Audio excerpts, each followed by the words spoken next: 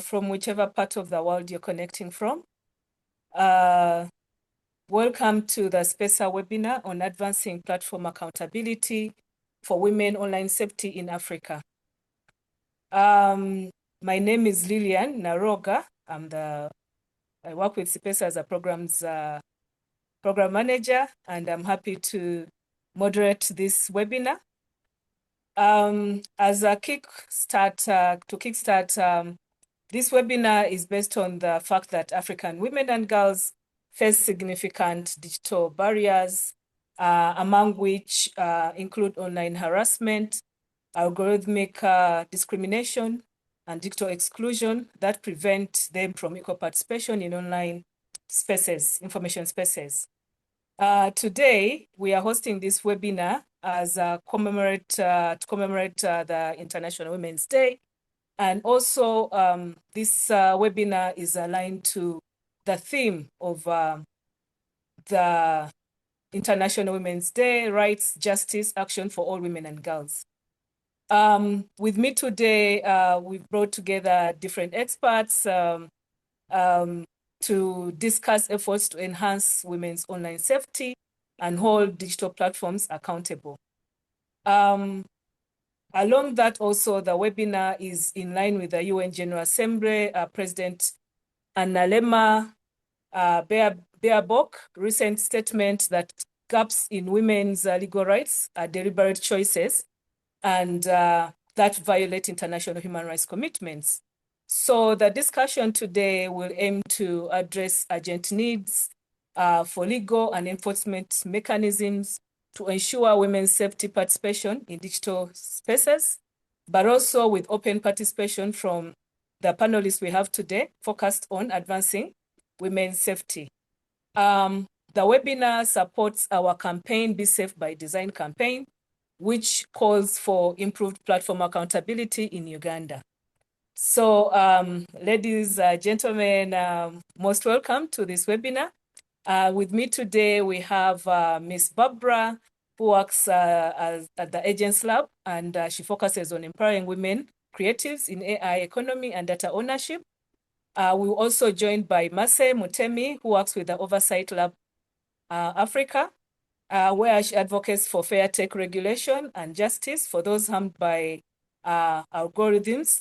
Later on the call, we'll also have Ms. Marie-Simone Kandurira, who is a researcher who specializes in technology-facilitated gender-based violence and digital rights. And also Dr. Waiswa Abdu, who works with the Uganda Communications Commission and works as the legal head overseeing ICT regulation and enforcement in Uganda. So to kickstart this conversation, we'll start with Mase, welcome. And I'll start by asking, what does platform accountability mean in the context of Africa? And why is it particularly crucial for women's safety and digital rights? Mase, over to you. Thank you very much. And thank you everyone for making the time for this webinar. When I saw the invitation from CIPESA, I thought to myself, what a timely conversation to be having at this junction or juncture. And I'm sure the reasons for the urgency will obviously come out in this discussion. I like that as a starting point. We are taking a moment to reflect from an African perspective, what does platform accountability mean? And I begin this by challenging us to actually turn that statement on its head. What does protecting our people, our girls, our women, what does it mean? And what does it take to protect them in a world where platforms have become mini gods? Platforms have become regulators in and of themselves and have shunned regulation. So to challenge us to shift the focus from the platforms to the people, so that then we see if this is the reality, as dire as it is, then what interventions do we need to design to make sure that people are protected?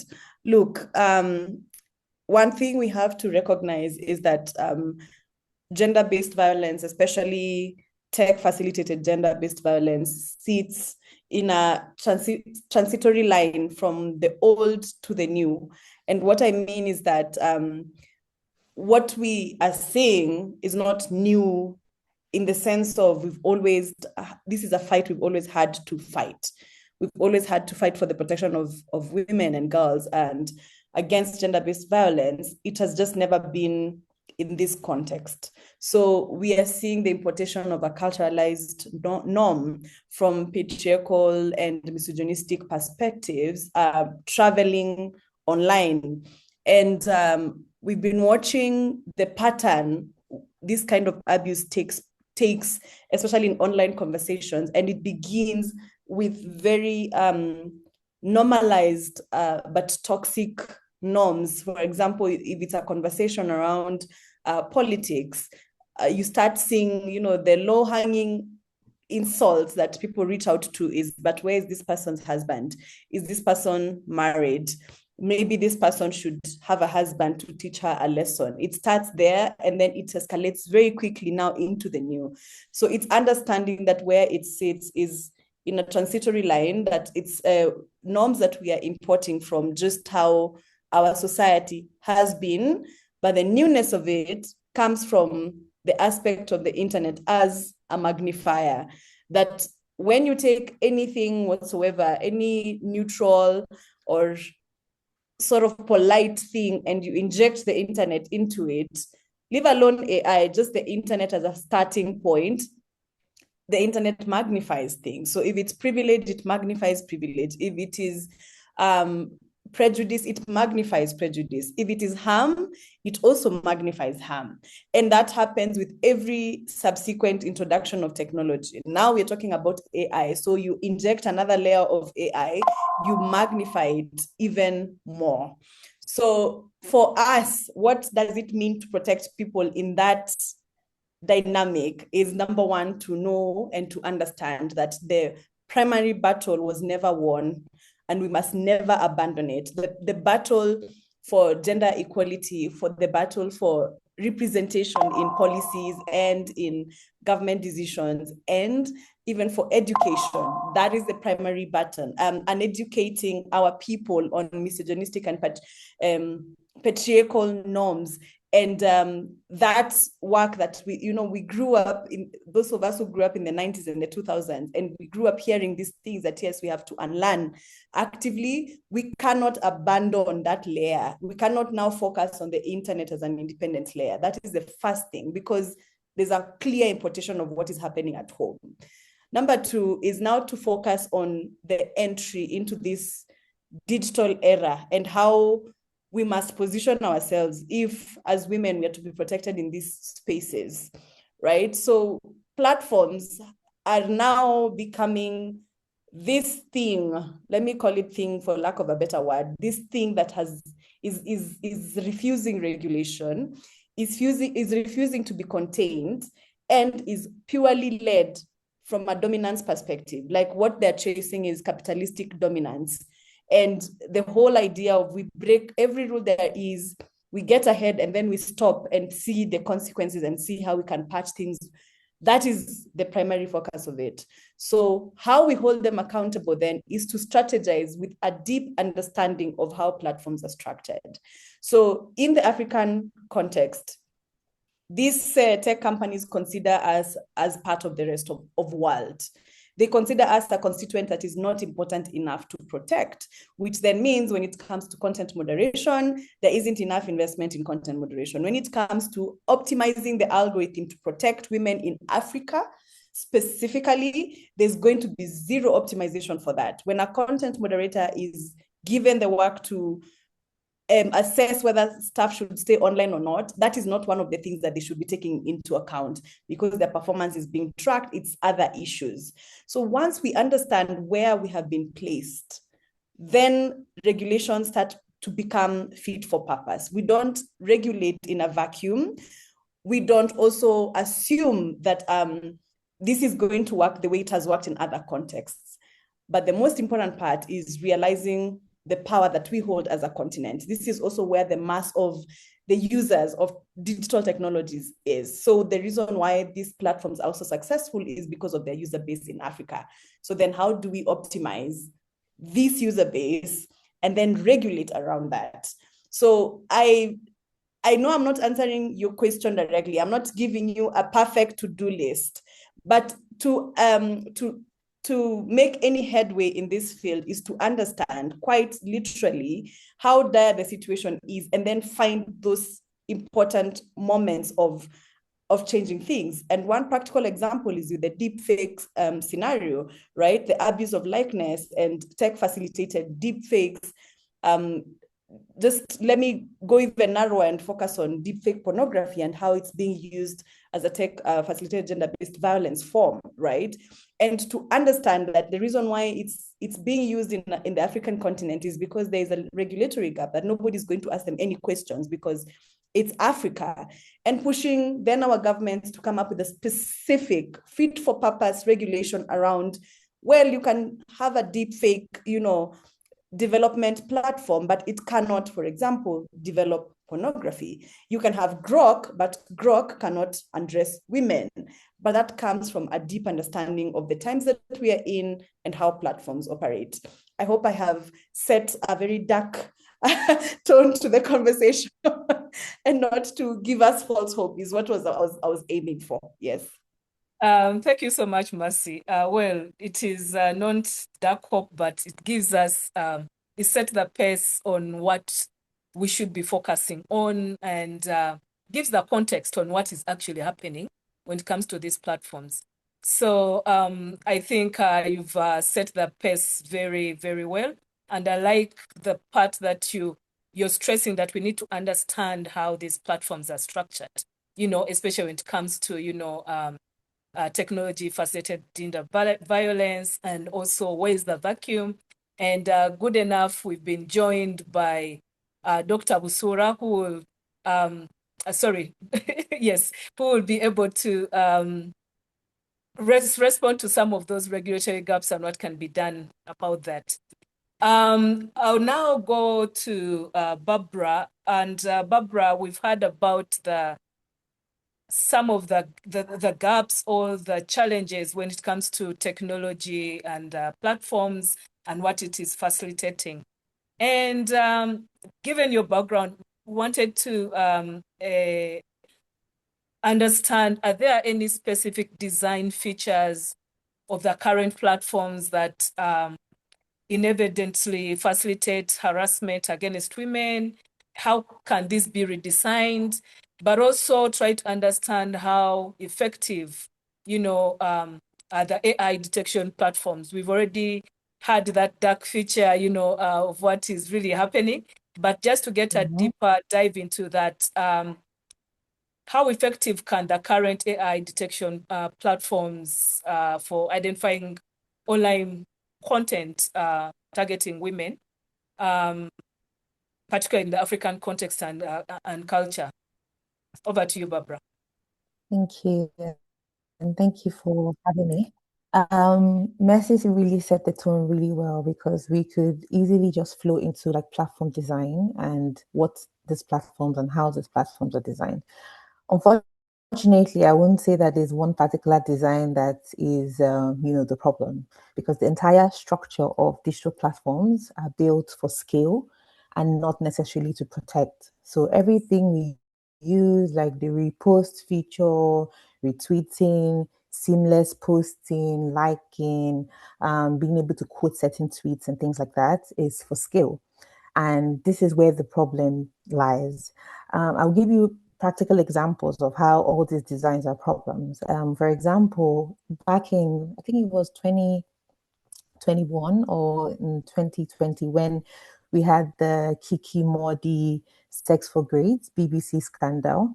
And for some context, Sex for Grades was a documentary by BBC by a journalist called Kiki, who reviewed a lot of sexual harassment from university lecturers from the University of Lagos. And because of what she did, a lot of those lecturers got, cancelled, and a lot of them had to leave their post.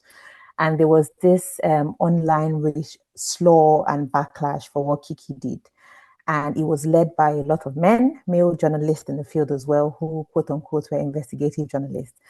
And it was scaled, it went viral. There was no distinction between an offensive post and a backlash on Kiki's person. Her sexual history was reviewed online. There were so many things that weren't supposed to be there, they were there, and they were all amplified. And if we even go further, in 2024, there was a group of girls on WhatsApp who created this safe group where they could share things about themselves and also like sexual harassment and like talk about it within a safe space of women. And somebody who acted like a woman who was a guy went into that group and took screenshots of their conversations and put it on Twitter. And it was also amplified. There are so many scenarios like that where also women's group are, backlashing, creating hashtags to counter the, slurs and misogynistic approaches by these men. But the same platform that will scale these conversations because they see that it's going viral, there's a lot of conversation, that's how algorithms work. The same platforms that scale them are the same platforms that will also scale it when we are countering them. So the issue itself is in the design of these platforms as a whole. Now, the second part of the design issue is the fact that the moderation and the content moderation features are not made for context. So let's say Kiki, for example, after everything that had happened with these women would go to report this post or report comments and posts like this, and they would have a drop-down list of things that they need to click on. They would have harassment, illegal photo, etc., and things like that. There is no provision for context-based harassment. Let's say a lot of these tweets were put in Pidgin or Yoruba or like Swahili or like context that these platforms are not trained in because most of them are trained on Western data. There is no way that we can give context to how this is offensive for a woman in this context, or how this is saying that she's a prostitute or she's this or she's that based on certain emojis used, because they are not designed for the African scene. They are not designed to be contextual and to understand how these things work. So what happens in this situation is that a woman reports these things or comes to say that this has happened to her, but it is erased. Like there is no, the platform amplifies it through their skill design feature, and the feature that is supposed to moderate it also ensures that there is no moderation and definitely inadvertently fails them. And the thing about it is that there are ways that we could prevent this from happening. There are ways that these platforms could take more accountability and approaches. And this is that by including friction. So when we have this 15 accounts or 20 accounts that are amplifying conversations like this, the point is to slow it down, not to increase the pace. So the design feature at the moment increases it because it tells the algorithm, oh, this is interesting enough, or this is going viral, so we need to amplify this. But they should take an approach where they slow it down. And this has happened before, actually. It's not something that, is a suggestion in a vacuum, but it has happened in the global North European context. So in 2020, when they had the Euro World Cup, the Euro 2020. There was a lot of like racial slurs against players like Saka and Sancho, and talking about how they are black players and how they are monkeys. And Instagram created a feature because of the pressure, which was the limits feature. So this feature basically says that if you are not, a follower of this person, if they don't follow you back, if they are not part of your community, you can't comment on their feature, you can't tag them. This feature actually works, but there's also a problem with this feature because in this scenario, you're basically telling the abuser in that moment to go and turn off, comments when they probably are not in the right frame of mind to do that. And this feature could actually be implemented, but in the context where these platforms on their own, they see that these things are being amplified and they trigger that immediately so that they are protected, this thing doesn't keep going on. And there's the second part of this limitation where it comes to, localized reporting and real escalation. So there should be a feature where we can give more context, a voice notes feature where we can explain how this word that has been said in Pidgin is actually a slur or talks badly about women or talks bad about my body or is being like, cyberbullying to the women. So those are features that can be implemented and already have precedence in the past for working in the global north. The only problem is that for the global south, as Messi rightly put, they do not prioritize us. They keep us on a lower tier. So how do we make these things work? How do we force their hands? Countries like Nigeria, for like the Nigerian Institute for Technology and Information, I think is NITDA, yes. So they have a code of practice where they ensure that every platform would respond to a moderation complaint in 48 hours. But this is only reserved for government. So what we need to do now is turn that lens to like civil society. We need to implement it in such a way that civil society have that access where there is a fast track to human moderation. And it doesn't have to go through the whole, drop down menu, etc. And the reason why I say civil society is that a lot of civil society are very gendered and they have access to women who go through these issues. And unfortunately, in the African context, we don't have like helplines that actually function and work. But the way we get help, especially as women, is through civil society. So we need civil society to adopt that framework and move from trying to report abuse cases after they've happened to proactively, pushing legislation and regulation to ensure that there are legal frameworks where they have access to these platforms and they can amplify help. But when we now come to the AI context, this is even like a whole, everything that I've just said now has been amplified by, the access of AI. And Messi mentioned Grok. We all know what happened with Grok, where they were undressing women with the prompt in January of 2026. And nothing changed when it comes to the African context. For France, the UK, India, when this happened, they put out a statement immediately. They sanctioned X. And because of what they did, they limited the feature and you can't use those features, in that country. But the issue with that is that for the African context, none of that happened. We had nobody coming out to shout that, hey, this shouldn't be happening for us, blah, blah, blah. We have no fundamental and foundational structures that actually help us to bring their hands to do the proper thing.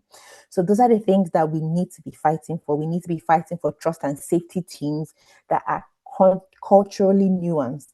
They need to invest locally with people who have a sense of understanding of how these platforms work and also understands the cultural part of it. Like I would expect that a Meta or an X or TikTok hires people who understand Hausa and understands what something means in Hausa local political context when it comes to a woman saying a certain thing or how she's dressed, etc. So this is what needs to happen and happen immediately. And the way we can make that happen is by wringing the hand of policymakers, having civil society being part of that conversation, actively pushing for those fundamentals, those foundational battles that Messi talked about that hasn't been won. It has to start from there and trickle up. But having the knowledge of, this platform designs, understanding that they were built for scale, not necessarily to protect, and understanding what we're working with will give us a way to push those narratives and tilt it in our favor. I think I've answered that question. If there's anything else I've missed, yeah. Thank you so much, Barbara. I think, yes, you've done justice to the question. And what I picked is platforms we need to really have like a call out to action as things happen. We need to be able to call them out. We need to kind of, I think, you mentioned what is happening in Nigeria, the code of action when things are happening, having access to civil society. I think there needs to be some bit of benchmarking across the region to find out what other countries are doing, if any. Of course, there's already an example, and how we can pick on to that to see how it can be implemented in other countries. Again, investing in people to understand. I know Meta at one point, this was a core, but things are kind of backsliding. So again, we need to be able to proactively call out these platforms as we can to be able to, understand, because I think when there's pushback, lots of it, then there is really, there can be some action. So thank you so much for those insights. I would like to welcome Mary Simon Kandurira. Mary, welcome. I hope, yes, there you are. I have a bit of some questions, I think, that I would like probably if you could throw more insight. Parts of this have been touched on by Mercy and Barbara, but just to give a bit of more context, we've talked about, of course, all these issues, and we know that offline, spaces, there's a lot happening when it comes to, gender inequalities. But I wanted to perhaps if you could explore this more and expand on this. How do existing gender inequalities in the offline spaces, how are these amplify the harms that women face in digital environments? But also, while you're at that, also, there was a mention of the deepfakes, happening on these platforms and all that. Marcel touched a bit of it, created this kind of, grim picture. But I wanted to hear more from you. What factors make African women particularly vulnerable to this form of abuse? Marie, over to you. Great. Thank you so much, Lillian. And for the panelists who've gone before, I think have really touched upon what we're seeing when it comes to, I think, what can be described as digital violence for a lot of African women. But in the work that I do, I think the one thing that we are always trying to really highlight is that the digital atmosphere is just an extension of the non-digital atmosphere. And as a result of that, any of the interventions that we are pushing for, any of our understanding what is going on, really need to be rooted in our understanding of the context in which women are existing at this current stage and how that then impacts their interaction with digital spaces. So for African women in particular, we have to take it back a bit into the way in which the African woman's body has been perceived for millennia at this point. So we already know that there is gendered inequality, whereby women, in whatever capacity that they're in, are often seen as less than the ones who are more emotional, less rational. And as a result of that, when a lot of these digital platforms are being created, they were modeled after men because of this perception that women's kind of rationality not extend into the way in which they'd use the internet or not considered at all. And so that kind of really feeds into the ways in which women are then treated online. But for African women in particular, we also have to look at the ways in which there's another racialized post-colonial element to the ways in which they are perceived by the general audience when creating these platforms, but also the people who are then engaging with them online. So there's this idea that Black women, African women are just subordinates and really should not necessarily have a voice in society, but also all the labor that they put out there is really seen as just secondary to everyone else's and therefore is not recognized. So now when you have African women using the internet and being visible online, there's this added layer of frustration and almost shock because it's kind of coming from a place of where are these people coming from? Why do they have a voice now? And why are they using these platforms? And so you end up seeing that the visibility that African women have online results in them being harassed even more. They tend to also be attacked in very specific ways as a result of this. But beyond just it being happening online, we obviously know that online or the internet becomes a tool in which existing on the ground violence or gender inequality that African women face is monopolized on. So in a lot of the work that I've done, when I've done research on gender-based violence, you find that a lot of African women who are already facing abuse offline tend to then face even more of it online because, for example, you're in an abusive relationship or you're in an abusive dynamic in whatever shape or form that takes.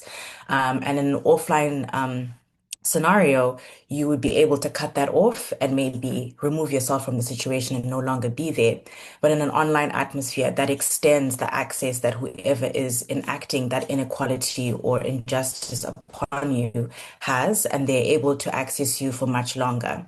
And so that's when we now see some of these abusive tactics where women are being doxxed, women are being harassed. Then we go into this realm of the deepfakes. And this is particularly a problem that I think a lot of African women will face because, like I mentioned before, there is this deeply racial, hierarchical way in which African women are perceived.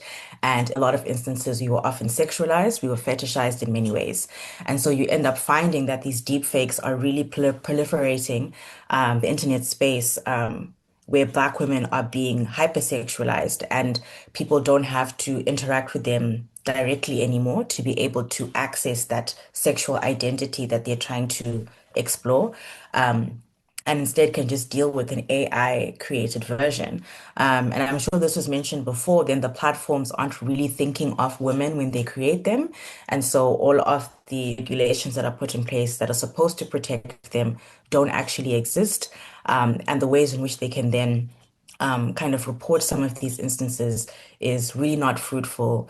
It is not built to actually get them justice, but rather to exhaust them to the point that they don't want to deal with it anymore and instead are further silenced. But I think another element that I'd also like to touch upon when it comes to the deepfakes and the violence that they're experiencing, inequalities, is also that a lot of the people who are moderating this content, who are supposed to be the ones who then take a look and see, is this legal? Is this a deep fake? Is this violence? Are also African women who are then being underpaid and are being exploited in the work that they're doing. And the violence that they're consistently exposed to is not being considered. And so they are consistently absorbing all of that, while in the same breath being the ones who are most likely to be targeted online.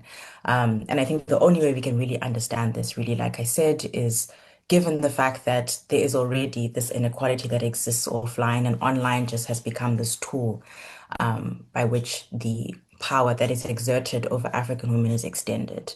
And so for us to really get to a point where we can shift a lot of this, we have to work in parallel because we can create a really wonderful online atmosphere.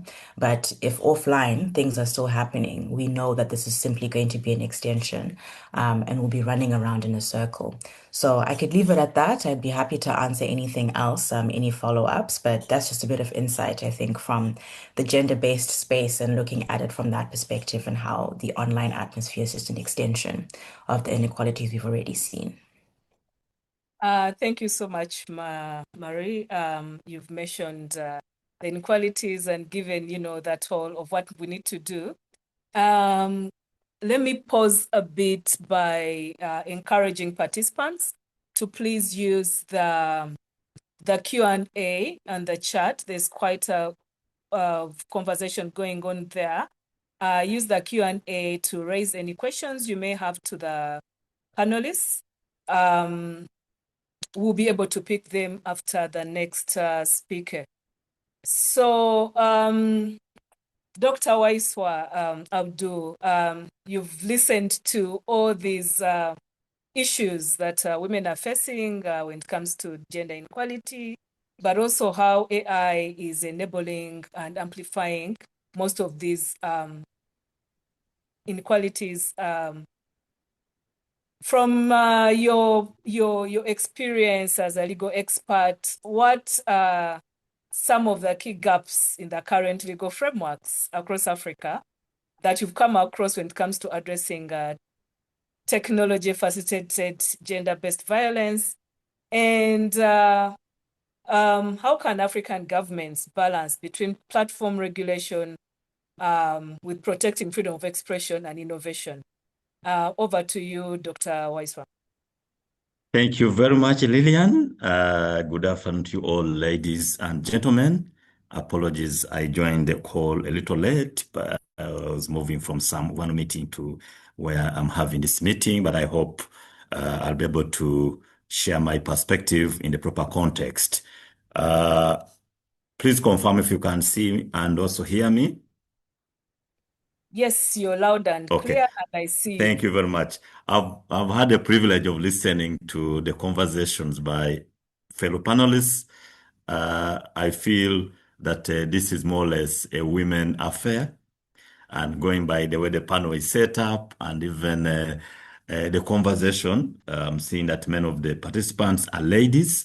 So I'm privileged to be the man on this platform. I'll say many things to answer your question, but even before I say that, I just needed to share some perspective and also some disclaimer. That one, I'm a man, I'm a husband, I'm a father to daughters and sons, but I also have many sisters, and I have many, many female friends. And I happen to, in my office, my immediate supervisor is a woman, and the people I supervise are women.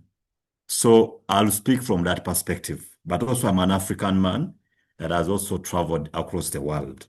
I've gone to most of the continents in the world. So the perspectives I'll share will be representative of my context. I'm saying that specifically to provide context because I've seen many of my colleagues that have spoken before, many of them seem to suggest that online gender-based violence only targets African women. I think that is not entirely true. And I want to just begin by telling the ladies on the platform that yes, we are all Africans. We know we've had a lot of unfairness meted at us by the colonial regimes and the developed economies, the global north. But I think where we've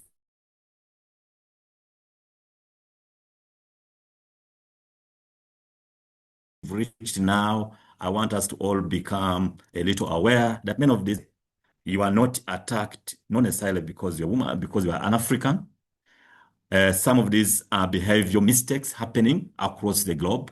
When you look at statistics from across the world, in Europe, there are so many cases of gender-based violence against women. In America, there are so many cases of gender-based violence against women. In China, in Asia, across. It's not just an African affair. So I thought I needed to share that. And then also I need to put another disclaimer that many of the views I'm sharing here are not necessarily those of my employer.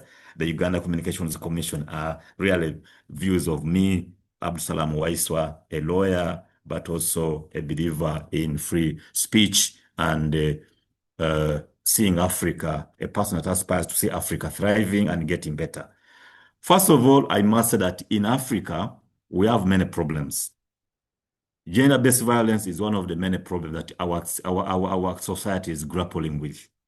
And gender-based violence is not just happening online. It is happening offline, only that now online it is being amplified.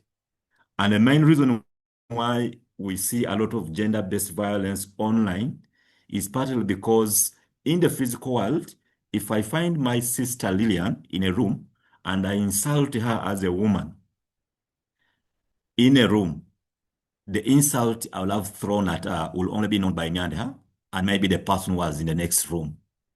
Online, everything that you post, it is viewable to millions of people. In Africa alone, there are about 450 million users on the internet, out of the about 1.5 billion people in Africa. Now, this means that even when you're in Africa, when you're in your room in Nigeria, in Uganda, in Kenya, if you post a comment against another person, woman or man, just know that that comment is going to be viewed by the entire 450 million people online. If you go global, that comment sees as being an African issue. It will be seen by somebody in the US, in China, in the UK, even when you've never met them physically. So the internet has connected the world and opened it up so much that the challenges that we were dealing with previously in a localized way are now global. And so it is important for us to appreciate that because of that openness of the internet and how it has really localized every small thing, the effect of whatever issue you do online becomes grave because it is reaching more and more people, and most times you don't have control over how many people are seeing your comment. And that's why we can talk about the laws, and I must tell you that many laws in Africa, many governments in Africa have laws that were already punishing violence against women and gender-based violence in the offline environment, and many of those laws can still apply online. In law, we believe that for a law to become applicable to a situation, the law doesn't necessarily have to specify that situation as one of those target modes of breach or violation of that law. For as long as you're using any system or any process to commit a crime that is known in the statute books of a country, most times it doesn't matter whether you committed the offense online or offline. So if you commit violence against a woman or another person offline, it is an offense in many of our African countries, and it is also offline. It's also a crime if you do it online. Most times the law doesn't create that distinction. And I'm also happy to report that in many of our African countries, we have legislated and come up with laws like Computer Misuse Acts. We've come up with laws like Data Protection Acts. Many of these laws, the Penal Code Act even itself, it was drafted during the colonial era, but there are so many provisions in the Penal Code that can actually apply to online behavior, even when it was written during offline times. So I just want to give you assurance that do not feel so much helpless, like there is no law to protect you. I want to assure you that in many of the countries in Africa, and I've read many of the laws in these African countries, you find they will have a penal code provision that prohibits violence against a woman. Many of African countries have adopted computer misuse laws. They have adopted data protection laws. They have also, even some countries have gone a notch higher to adopt laws like domestic violence laws. Some countries have adopted laws called Sexual Offences Provisions Act.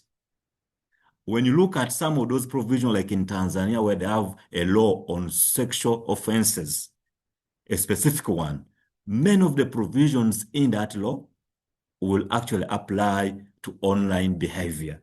If the law punishes indecent conduct towards a woman or a man, it doesn't matter. If the indecent act is done online, still that law will be applicable to you. And in most of our laws of evidence, digital evidence is as admissible as offline evidence. So I just want to give you assurance that we have a number of laws, but the challenge is that sometimes people feel comfort when there is a specific law called online gender, maybe an act to prevent online gender-based violence.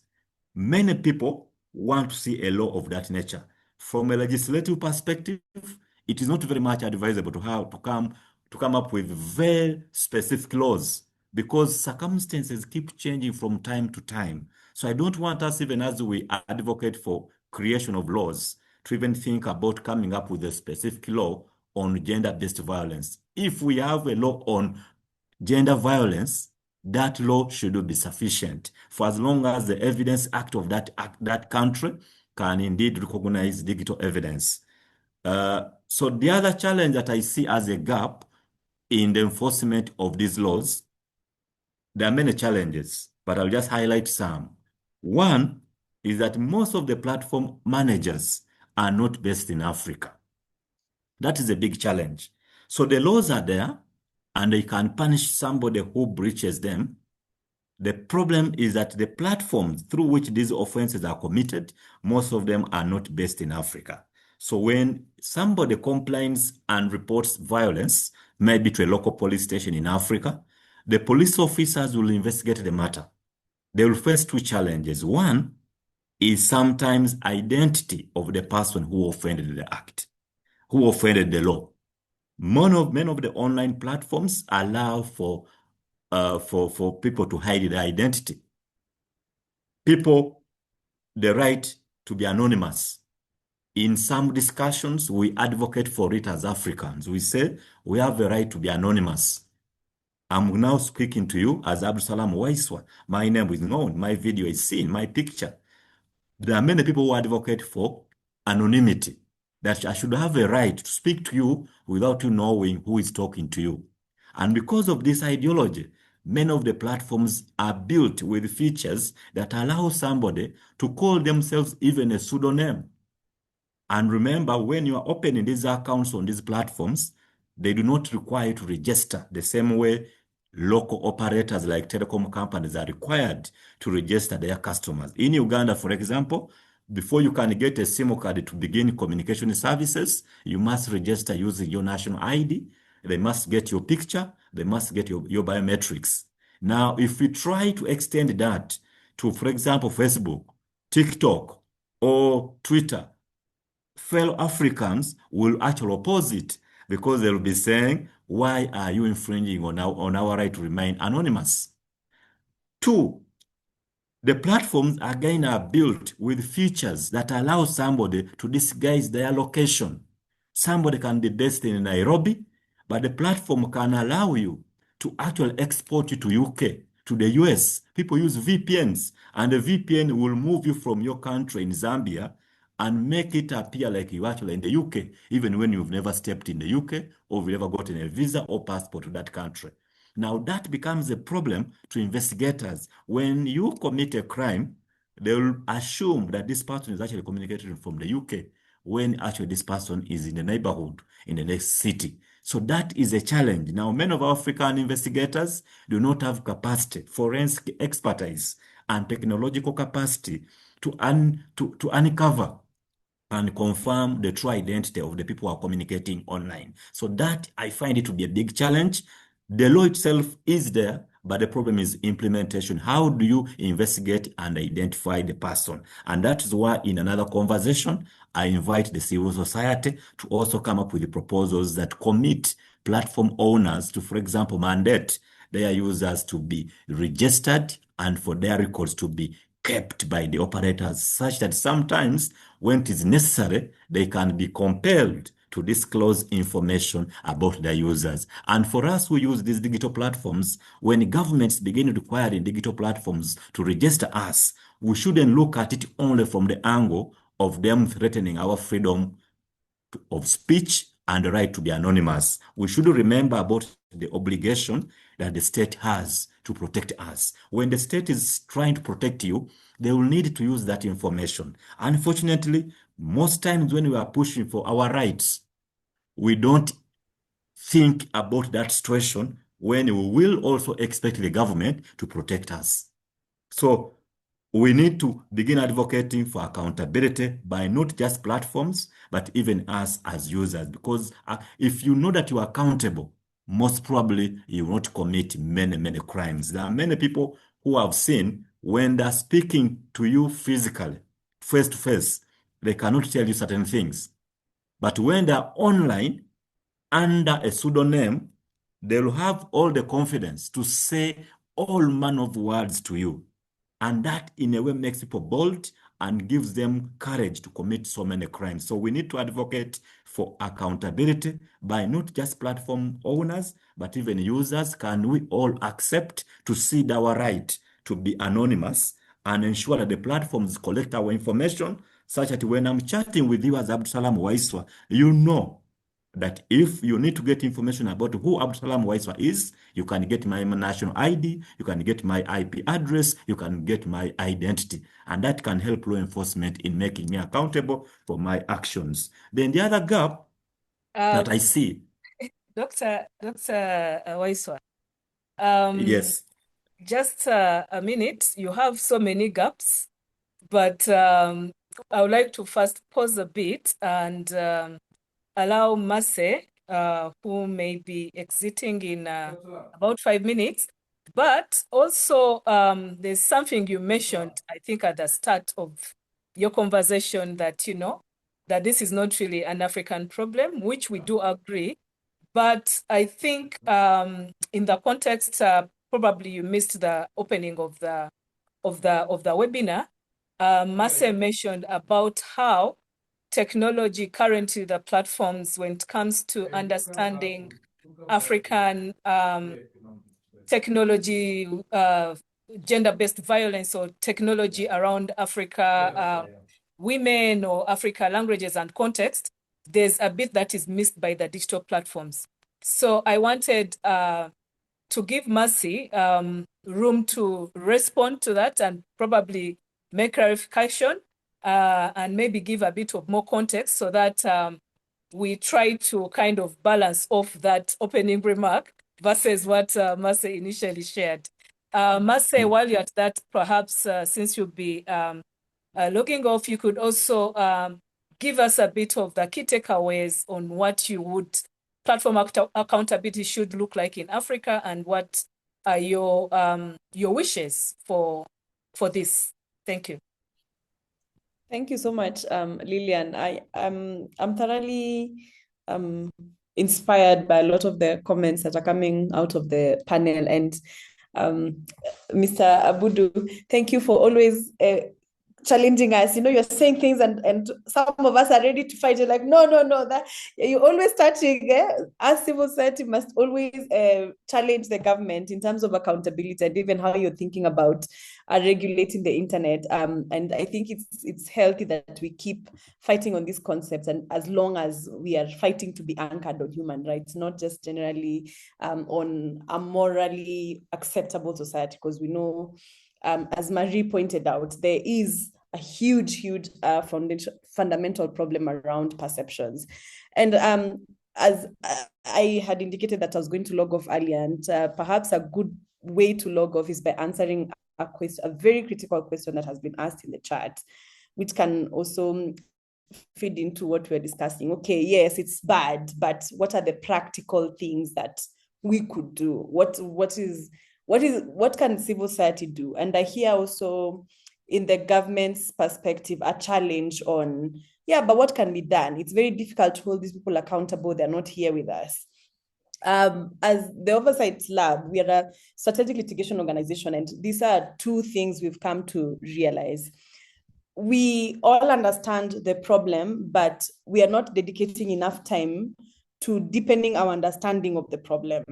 So let me give an example of the Grok issue, or just the deepfake, which is where I started, right? Like, it angered us all. It angered us, and we probably know someone who was impacted.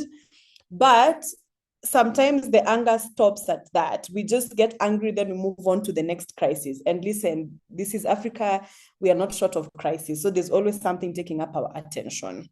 But we need to pause and do some deepening work and understand the why. And this is where our tech researchers come in. This is where our whistleblowers come in. We have the advantage of these tech companies having their AI models being trained on the African continent. So the people who understand the back end of Facebook, I've seen Kauna, for example, former Facebook content moderators, they are here with us. They are our whistleblowers. They are telling us how these systems are set up. So we need to do that deepening work of understanding the single source of failure of a system. Like, if a platform has the ability of addressing people, we need to understand from a technical perspective, what is that feature that has enabled this form of abuse? So moving from just the general anger that we feel to specific deepening work, our tech researchers are very crucial. Our whistleblowers are very crucial. And then the lawyers have to step up and work in collaboration with the fact finders. And this is the role that either strategic litigation can take place or advocacy can take place. Look, our governments may be well-meaning and may be well-intending, but they might also not know the points at which to regulate. And this practice of ours, where we wait for a regulation to come and then we fight it from the perspective of it violates rights, has taught us that we will always be losing. We will always be on the losing end. A fake news provision comes, we spend 6 years trying to fight it. And now look at the fake news provisions in both the Kenyan and the Ugandan. But really, have we achieved the fundamental care? No. It's time, as civil society, we do the difficult work of coming up with the actual principles that we want in law and then advocating with that. Like, let's not wait for the bus to leave and then we're trying to catch the bus and say, okay, you left me here, please include this provision. No, it's being the drivers of the bus and say, look, we're a civil society organization. Our work is protection of women online. We have done enough research to tell you that this is what you need to protect people. And then we do a massive campaign to advocate for the inclusion of those protection principles, flipping the script even of regulatory frameworks, and changing ourselves from just being participants in a public participation of regulation, but being active change makers. We are dictating. It's commissioning research, like we have the power and the access to experts. People like Barbara who've done this work, we have access to experts, commission research that is data-backed, that is fact-backed, and then submit that to the government and say, look, this is what the data is telling us. I know it's sometimes it's wishful thinking because sometimes the government has a different and separate agenda. But look, we can't even go to court to fight that our provisions are not being included into laws if we don't know what those provisions are to begin with. So I leave you on with this two-pronged challenge. Deepening work has to take place. Research is very, very important. We have to move from our basic understanding of platforms and how Meta and X and these companies are evil to a technical understanding of how algorithms work. I liked a contribution that was earlier on data, like even how AI is biased from source because of the data sets that are being used to train AI. Okay, can we do access to information requests, for example, on cloud and on ChatGPT and the rest, when they give an abusive answer and say, I actually want to see the reasoning of how this answer was achieved. I want to see how Grok achieved at this very insulting answer. I want to see how Grok came to address this person and litigate that until you get the answer. Then you have your one feature that needs to be fixed in that algorithm. So the work ahead of us is great, but I also want to just point out, I hope you know and you feel the solidarity that is on this call. I've come on here, Barbara, Marie, so far, from the government as well. We have that contribution and CIPESA. Look at all these people who are doing something towards solving the problem and get encouraged by it. Then ask yourself, but how can we collaborate? This thing of doing separate things in different parts of the continent has gotten us to where we are at, which is a divide and conquer. Let us keep the Nigerians occupied with this, and let's keep the South Africans occupied with this, and the Kenyans with the June protest. And then now we don't really have one singular thing that we are fighting towards. Perhaps one of the things that our conveners could even consider is like, okay, what is the strategy from an African perspective, and how do we pull at the same problem from different perspectives? Thank you so much for having me on this call. I have grown, I have been refreshed in my fight. And I know it's not an easy fight. So please, I wish you lots and lots of care as you continue to fight. Thank you. So much, Mercy. Very good insights, a call to action. Let us be proactive, identify the challenges that we see, and make sure that these fall into the digital policies, deepening work, let's research, call out to action. And I like the part that you're calling out to us as CIPESA to come up with a strategy from African perspective on how we can make AI and platforms, digital platforms more accountable when it comes to addressing the African challenges. So thank you so much, Mercy, for joining the call. I would like to go back to Dr. Waiswa. Hopefully you're still here to conclude. Yes, I am still here. On the other challenge that you are coming to, okay. you are touching on, but also I think in the chat there's interesting conversation. There was a mention that the Computer Misuse Act you mentioned was nullified. So maybe I will explain that. I will explain that. Some It interest is on true. that. Yes. Very good.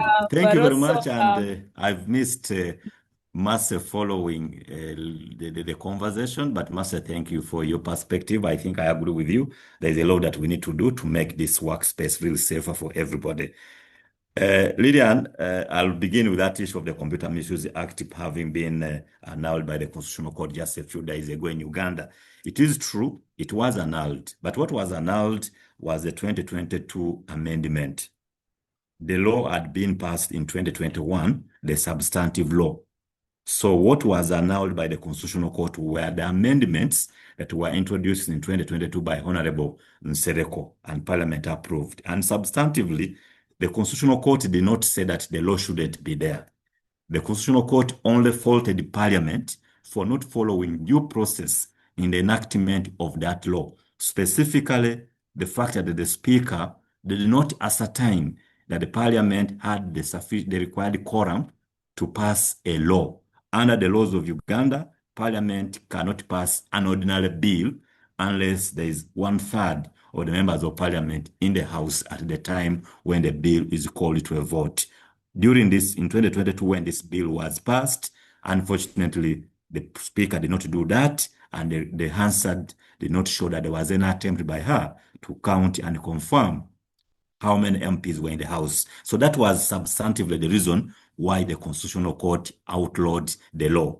We are waiting to see what the Attorney General will do. But just to assure people following, you are not helpless. Even without annulment, the Computer Misuse Act of 2011 is still in force, and the provisions in there can still protect you. For example, we still have the provision on cyber stalking. We still have the provision on cyber harassment. All those provisions can be used to protect a woman, just like a man who is harassed by somebody online using a computer system or digital platform. So I want to assure women online, do not feel helpless. The law is still there, but also in your engagements with the politicians, let's engage them, let's encourage them that this law might have negative bits, but the law is also good to protect, for example, women. Because, for example, if on one hand we say we want women to be better protected against people who violate their rights online, government cannot effectively do that unless laws like computer misuse are enacted. Now, there are people in civil society who feel like any attempt by the government to enact a law on computer misuse is an affront on civil liberties and freedom of expression. I want to invite the ladies on the platform. We should accept that for government to protect you, certain laws have to be passed. Now, we can debate how the laws are phrased and how the laws are implemented, but we should try to avoid branding all laws that government comes to restrict freedom of expression as anti-progress. Because I've seen many people who think that freedom of expression is free at all times, irrespective of what you say. And this is the biggest problem. There are many people who believe in that historical American concept that you have a right to say anything to anybody, anywhere. And this is where we become victims, because a man, as an African man, it is okay for me to find you, Lillian, and tell you how beautiful you are, praise you for your body, or whatever reason, that whatever thing I have to praise about you. It's almost natural for me as an African man. If I cite you physically, it seems to be okay. If I cite you online and it is in the public, it can easily be seen as harassment. And I keep telling men that when you are trying to approach a woman, even for a sexual relationship, if she says no, learn to accept a no and move on. Don't over insist on getting what you want, because most times when you insist, what was initially okay becomes harassment, becomes cyber stalking, and that becomes criminal. And that is wrong offline, it's wrong online. And I call upon all women to tell men that this is now harassment, so that a man can know that they have crossed the line and they should be able to stop. Now, the other challenge that I needed to talk about, and ladies, this one, please understand my context. I've investigated the cases involving cyber-based harassment and gender-based violence. In some of the cases, I feel like the women rendered themselves vulnerable by arming the attackers. I keep reminding women that your body is your body. No one should compel you to share with them features about your body that you don't want everybody to see in public. If you think that part of your body is so sacred, don't be so fast to take a picture of that body and upload it online. Because by you uploading it online, you're arming your enemy. I've seen many women who come and say, look, people are sharing my nudes. But most times she will come and you find the nudes are on her phone. And then she will tell you, I shared this with my boyfriend, with my husband. Please know that your husband or boyfriend might be careful in keeping your nudes, but his phone could be stolen by a robber. And the robber could access your husband's phone. And tomorrow they will upload your pictures and videos online. So please, the first mechanism to protect yourself is by you being cautious. Do not be so quick to upload those parts about your body that you don't want everybody to see about you. That is that's the best way to protect yourself, because we can talk about government, we can talk about platforms, but if you yourself, you have made this information available, government may not easily protect you to the extent you expect it to protect you. All right. Thank you so much, Dr. Waiswa. I was seeing faces from the panelists. I'm sure they're eager to respond to something. So we have about 18 minutes to the close of the call. I would like to give the mic to Barbara first and then Marie first. One is to react to any of the questions that we have in the Q&A, but also to respond to the question on what does success look like? We've had all these problems, all the issues from the regulatory aspect. Dr. Waiswa has mentioned some of the challenges they are facing from the context of government. What does success look like in this space? And specifically to Barbara, safety by design, what does it look like, when it comes to platforms? How can they, work around to genuinely center African women experiences and needs? Barbara, to you first, then Mary. Thank you very much, Lillian. Dr. Waiso, I loved your contribution a lot. I just wanted to speak on something very briefly before I move to the conclusions. I do not agree with the last statement about the responsibility being a lot on women not sharing certain parts of themselves online. I do agree that there's a level of accountability that we all have as individuals.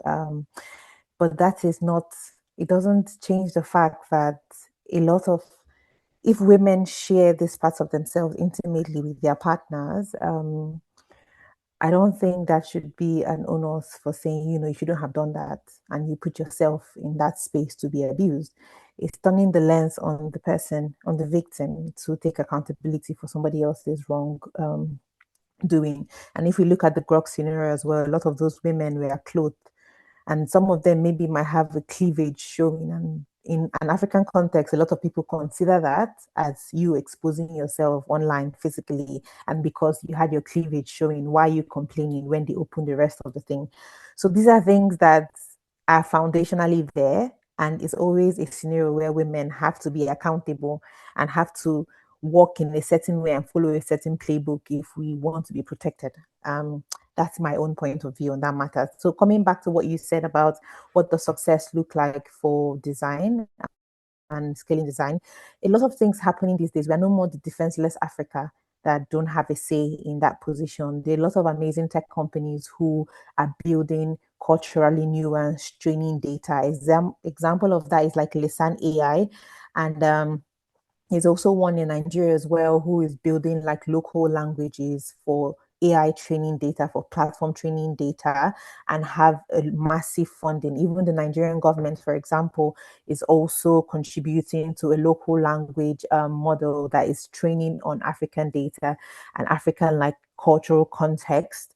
The thing about this features or the availability of this training data is that we also need to gate it. So tech companies, platforms pay to access that training data. I'm not suggesting that this training data be given for free, despite the fact that we need them fed and culturally like nuanced to protect women. They also need to pay for that data. That's how we generate compensation and revenue for all those companies that are locally springing from Africa. So how I see success for design for these platforms is when these platforms are trained on African contextual data. And Africa is a continent, so we are also very diverse when it comes to, how Nigerians behave is very different from how South Africans behave or East Africans and things like that. So when I say those training data, they also have to be culturally nuanced and they need to hire locally. So a lot of content moderation teams, a lot of companies are doing better. When I worked at TikTok, because I worked at TikTok as a content programming lead for Sub-Saharan Africa, which covered the Sub-Saharan African region. So South Africa, East Africa, West Africa. Everybody on the trust and safety team, on the moderation team, we are locally nuanced to the regions they worked at. I feel like there's a lot to do, and there's a lot to do in that space of also the intersectionality of the people who are hired. So are we hiring a Muslim hijabi woman who understands, Hausa, and understands context of certain things that are said? Maybe there might not be a lot of budget to do that, but we also need to be aware of those intersectionalities when the hiring is being done. So hire locally, train on local data, and embed those local laws. And that would be what would help us in the coming generation or in the future. Because the thing about it is that these platforms are not going anywhere. They're only going to get more advanced. And we're going to have this conversation again about how we can regulate them. But how we can be ahead of the game is ensuring that they train on the right data and they're culturally nuanced in such a way that when content moderation and regulators are addressing African, situations and African issues, especially in relation to African women, it is contextually available to them to understand why this is a problem and why this should be fixed. Then for policymakers, we already have precedents. The NITDA I mentioned that is in Nigeria. There's a similar one in South Africa as well for the film board, which has regulatory framework of ensuring that there's content moderation and quick response time, where they bypass the actual queue to get to human reviewers. So those things can be amplified and regulated in such a way that when that is not implemented, they pay a penalty. There should be financial implications for these platforms if they do not escalate situations like that. And there was a precedent where, they didn't escalate the situation and they find them a levy, but they find them such a minute fee that it doesn't really scratch the surface. So if you're telling someone who has so much money to pay 1,000 naira for something bad they did, they will do it again because they can afford to pay that 1,000 naira over and over again. So the financial penalties have to be synonymous to the gravity of the situation we want solved. So if you're paying a chunk of money for not following content moderation rules or not escalating as quickly as you should, then you should pay the fine for that. And we can implement that across different parts of Africa, like East Africa, South Africa, Nigeria, and West Africa could have models that are very culturally nuanced to their own issues.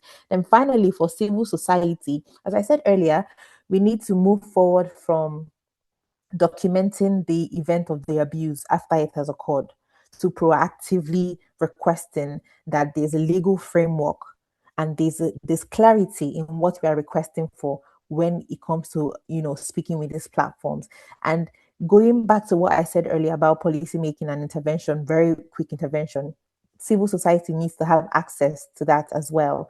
They need to be able to bypass the drop down menus to go straight to a human review, because a lot of women who are abused would go to civil societies before they go to the government, because civil societies in the African context is known to protect and is known to be more inclined to understand our pain points as women. And there's a lot of gendered solutions in that space. So that's what I see success looking like. And these are practical things that can be implemented. A lot of things that we want is like a long-term game, but this is something that could be implemented as soon as tomorrow when it comes to things like that. And we have platforms set up, we have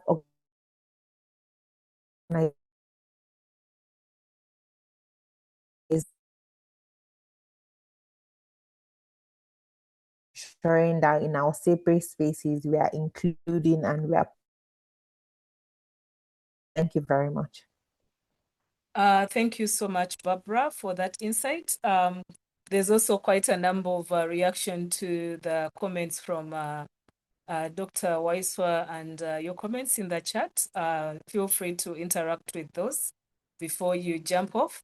I like the part of what would success look like in terms of building capacity, where you're stressing that if platforms are working in Africa on content moderation and all that, they need to train and build locally, because we do understand some of the context better on what is happening in the region. And also the part of being proactive by civil society. If we know what we want when it comes to policy making, let us put in those issues, those responses, and be able to call out to the policymakers to adopt the the concerns or the strategies that we need to address the problem. So Marie, I don't know, I was going to call you Maria, but Marie Simone, yes, there's quite a bit of reaction to, I think, some of the comments you made, the intervention you made on, on the inequalities, that women are facing, and why this is really an important issue when it comes to digital platforms in Africa and how some of these issues are not being addressed. I think part of that also feeds into what is going on to the conversation online in the chat, but also from what Dr. Dr. Waiswa mentioned. You could provide feedback to that on that, maybe for clarification purposes, but also as we come to a conclusion, I would like to hear from you in addition to the key takeaways. What does success look like in this space? What would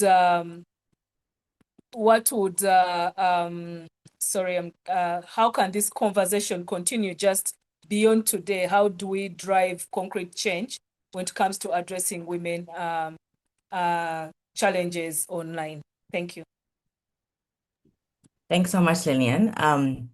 And not to hamper on what has already been discussed, just to add a different perspective or a caution, I think, against some of these narratives around the violence that women experience online, and looking at some of these kind of anomalous instances. So the example provided was that, a partner's phone could be stolen. And I think what that ends up doing is it positions this issue as one of security when really it's an issue of power and accountability.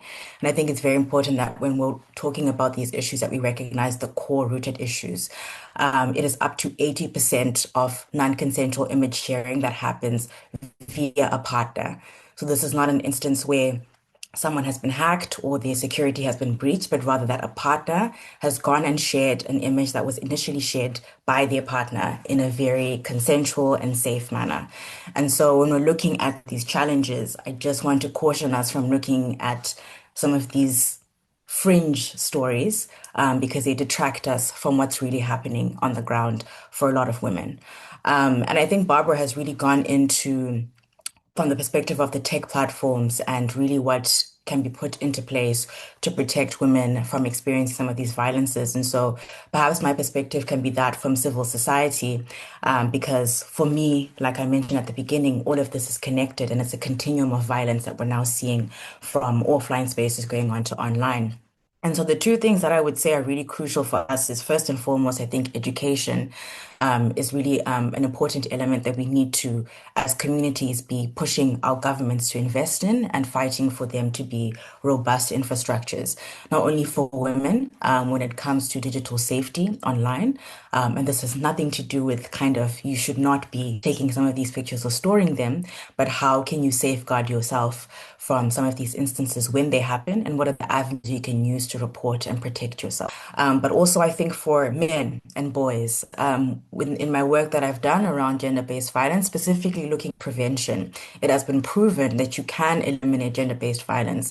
And education is one of the main areas where we can do this because in as much as we create this legislation, these infrastructures if we have a population that still does not have an understanding of ways in which power plays in our day-to-day lives and how we are all victims of societal notions around what a man is supposed to be, what a woman is supposed to be, we are never going to reach the goals that we're trying to set. And many times when you speak about digital violence, people feel as though this is a domain that maybe they don't have information on or they can't really do anything on. And I would say education is really important. Because right now, as we speak, in a lot of the African countries, our education systems are being eroded because the governments are not investing much in them. And whether ironically or non-ironically enough, a lot of the reasons why this happens is because these multinational corporations, many of which are the ones who create these digital platforms, are not being taxed, are not being held to account. And so the funding that usually goes into education models and education systems is being taken away.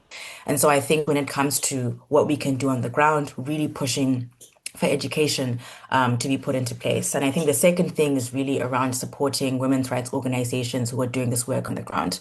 Oftentimes, they're not part and parcel of the conversation when these digital platforms are deciding on regulations or when governments are deciding on what regulations these international corporations are supposed to play on within their specific locales. And a lot of that has to do with the fact that they're not being funded in their work. So there's an expectation that they're supposed to understand the nuances, the psychosocial elements of what violence is and how it perpetrates itself online. But there really is no support or funding that's going directly to these organizations. And so I think something else you can do, whether that's through corporations, you work in a corporation and you're doing your corporate social responsibility, or you're trying to do your advocacy directly to your government, in some shape or form, women's rights organizations do have to be funded because they do have the lived experience and the knowledge and the data to understand how violence is extrapolating itself from an offline space into an online atmosphere. But we cannot get this information if we're not supporting the work that they're doing. So those would be the two things that I think can be quite practical and oftentimes are framed as being disjointed from this conversation, but I think are very important and show the connectivity of all of these things when we speak about the online violence that women experience, specifically on the African continent. Thank you so much, Mary. We're almost approaching the end of our webinar. I would like to give Dr. Waiswa to give his concluding remarks, and then I see that most of the questions, there's a lot of activity in the chat. Most of the answers, I think, are being responded to. But Dr. Waiswa, in 2 minutes, you could respond to any paining issue that is coming through in the chat. So over to you. Thank you very much, Lilian and all colleagues. I've seen many questions addressed to me in the chat room. I've seen that a number of participants felt like by me telling women to be careful and avoid uploading our own pictures, that is victim blaming. I want to be clear. I said that not because I'm blaming the victims, but because I genuinely believe that the best way to protect yourself is by trying to minimize how much information about your private life is uploaded. Because I'm telling you, we can have this conversation until animals come back home, but the level of accountability by platform owners, their level of responsiveness to many of our complaints, unfortunately, is not so much about we don't control how well they will respond to whatever we'll ask them to give us. I've been involved in these investigations. You write to these platform owners telling them we need evidence against this person who perpetrated this and that offense, and they'll keep quiet. You will send them court orders, you will send them regulatory requests, they will just ignore. Why? Because many of them are not within our jurisdictions. And we're not about to reverse that. We know this is an issue. This is the reality. Many of the platforms are owned by people outside Uganda with more power than many of our governments. So because of that, the best way for you to protect yourself is by doing what you can do within your control before you expect other people to come in and safeguard you. But I would also call upon people who can speak to the African Commission on People and Civil Rights, the African Commission, to take lead in engaging these platform owners. I've argued before that if you engage the platform owners as a country, as Botswana, a country with 2.5 million people, as Namibia, a country with less than 3 million people, as Uganda, a country with only about 45 million people, the platform owners may not take you as serious as if you engage them as Africa, talking about 1.6 billion people and almost 500 million internet users. They will listen to you more if you go there as Africa or as East Africa, as ECOWAS, as opposed to going there as individual states. So my appeal is, let's try to make this known to the African Commission for them to take this measure. But also, I feel like we need to intensify campaigns.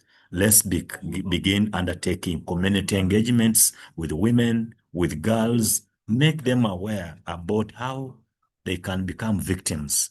Teach them basic rules through which they can protect themselves. Let's remind them about not sharing a lot of their personal information with strangers, because when you do that, we'll build an army of vigilant women that will not easily be cowed into sharing their personal information or even break other people's rights. Even men, we need to also engage men. I'm seeing on this platform, majority of the participants are women.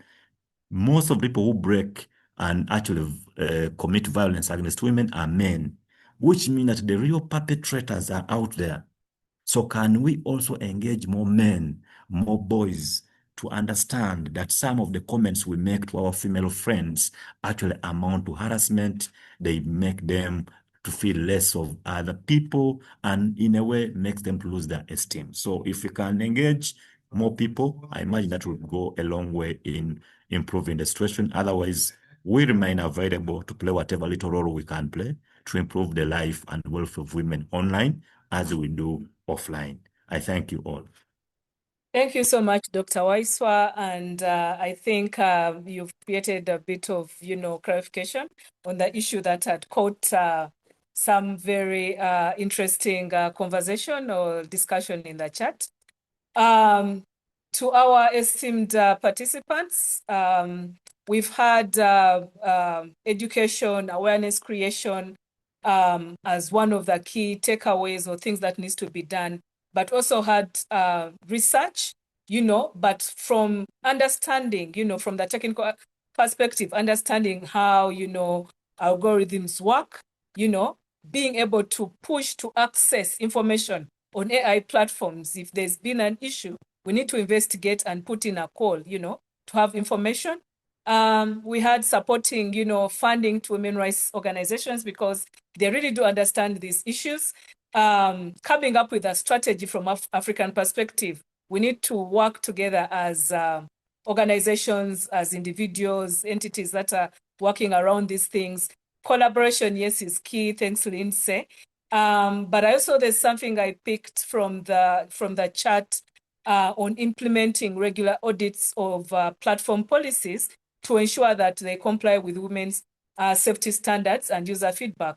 So all these have been very interesting feedback that we've had in terms of call to action. And again, going back to the whole purpose of this webinar, we wanted to see how we can address the urgent needs for, legal and enforcement mechanisms to ensure that women's participation in digital spaces is safe. But also, we also wanted to hear candid, open, conversations from our panel of experts, and I think we've achieved that. Just as a reminder that this webinar is supporting the Be Safe by Design campaign, and we welcome you to continue following that hashtag, Be Safe by Design, and where we aim to improve platform accountability in Africa. With that, I would like to thank you all for being part of this webinar, and we will continue having this conversation online.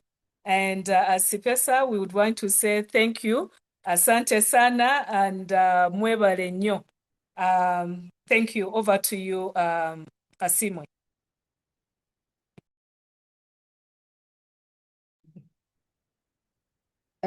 Thank you so much, Lillian. Thank you, everyone who has managed to join us today for this discussion. To our panelists, we do not take your time for granted. We do appreciate the fact that you spared time to join us for this conversation. Like Lillian has mentioned, to everyone on the call or the webinar, the discussion does not end here. Let us continue to push back in every forum or a room or table that not all of us have access to. Let us continue with the discussion. If possible, and you need anything from CIPESA, a write-up or a conversation around work that we've done, do not hesitate to reach out to us on programs@cipesa.org. Do follow us on all our social medias because the discussion does not end here. Thank you very much, and we look forward to continuing these discussions with you.